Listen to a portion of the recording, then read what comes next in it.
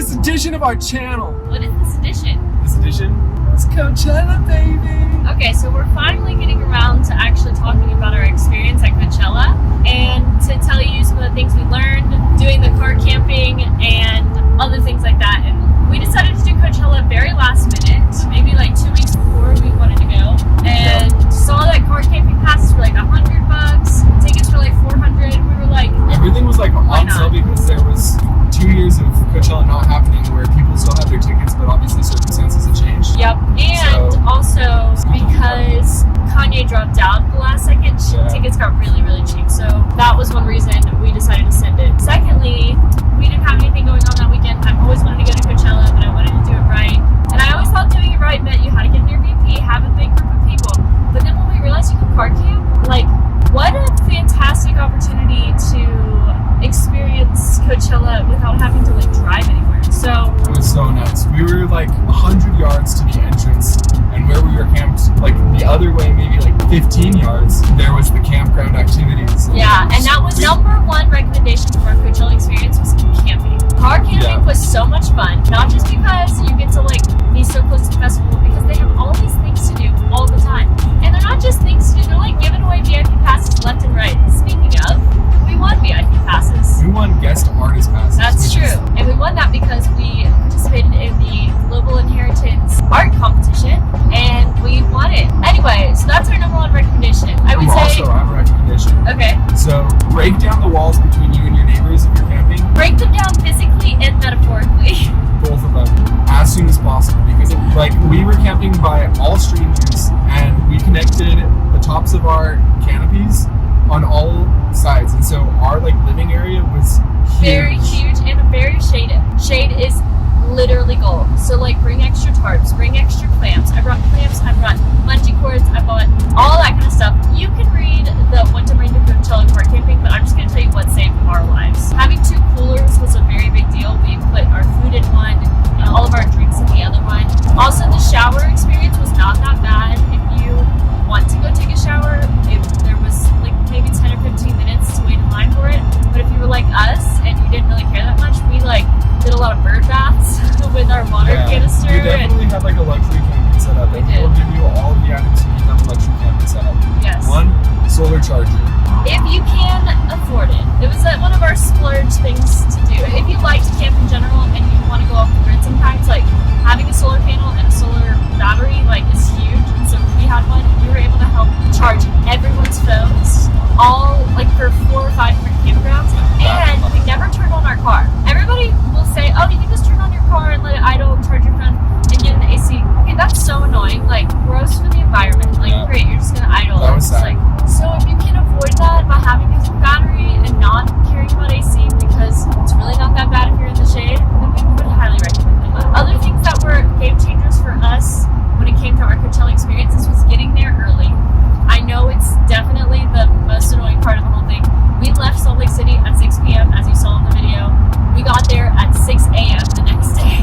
It was a long evening, but it was worth it because the place that we were able to get set up at in Lot 8. Lot 8's the best one, and you have to get there early. Luckily, we had 3 people to split the driving between, and so we were able Carpool Coachella! Carpool Coachella, let's go. I think you're technically supposed to have 4, but we literally couldn't fit another human in our car. It was completely packed. We were so packed. Coming from like a fairly high maintenance person in my past lives, aka when I lived in Los Angeles, I would have literally thought like, oh, peasants camp at Coachella. I will never go to Coachella again without camping because it was that much fun. And I don't want to hear it. If you're high maintenance, you can do it. It's 4 days and it's not that bad.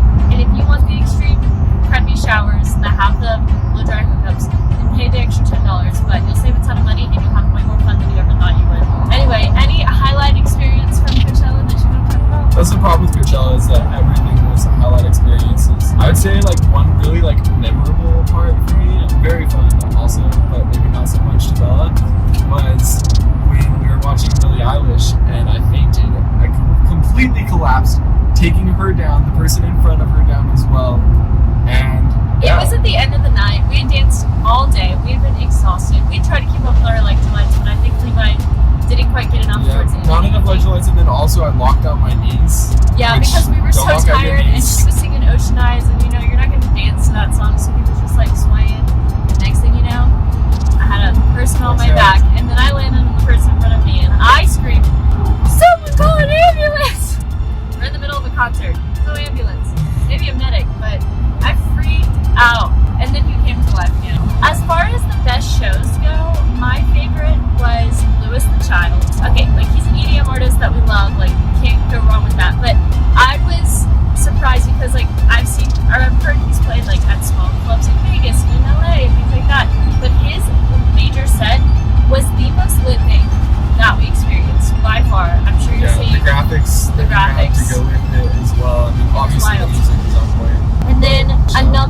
fantastic show we really enjoyed was Antarctica. that's a huge tip if you're going to Coachella, whether you're camping or whatever, is going to the Antarctica tent. It seems like it's going to be a forever wait. The thing is, they let like 200 or 300 people in at one time, so the line looks really long, but you're realistically only going to wait for like 30 minutes max. I would highly suggest doing it.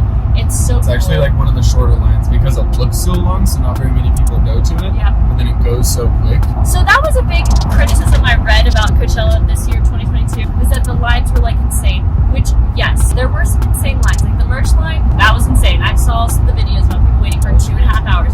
Which they But have merchandise in the car camping area, and the lines are way smaller. exactly. So we highly suggest camping because one, you're never gonna have to wait in line for an Uber. Two, you're not gonna have to wait in line for things like merch. And to get into the actual venue, like walk 5 minutes and then there you are, you're from the venue. So like I think choosing your lines wisely is very important. Like I did read all the after effects of like, oh my god, Coachella was a shit show, blah blah blah blah blah. It really wasn't if you car camp. It was only a shit show if you try to do all those other things like the Rebel Festival, this and that. And we actually got offered tickets to go to those things, but realistically, it just was not worth it. If you want to go to Coachella, go to Coachella.